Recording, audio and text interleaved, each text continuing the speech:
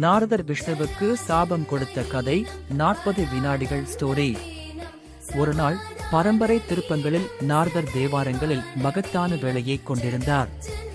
அவர் எல்லா தெய்வங்களுக்கும் பரிசுகளும் அறிவும் கொடுத்து மக்களின் வாழ்வில் சிந்தனை வைக்கிறார். ஆனால் ஒரு நாள் விஷ்ணு சொந்த கீதம் கேட்டு நாரதரை புறக்கணித்தார் என்று நாரதர் நினைத்தார்.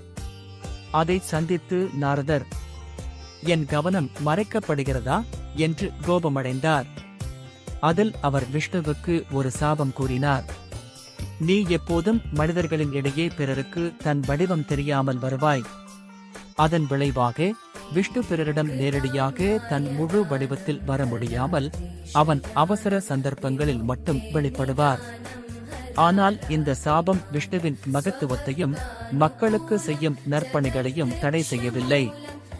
நாரதரின் சாபம் விஷ்ணுவின் வடிவத்திற்கு ஒரு இரகசியமான மறைவு அளித்தது மட்டுமே.